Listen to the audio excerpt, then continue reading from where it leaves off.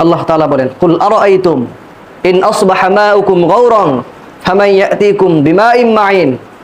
যে কখনো চিন্তা করেছো যে আল্লাহ তাআলা যদি ওই পানির লেয়ারকে একদম নিচে নিয়ে যায়, তাহলে তোমাদের কে এমন রব আছে, কোন ব্যক্তি আছে যে তোমাদেরকে মাটির নিচ থেকে সুমিষ্ট পানি এনে দিবে?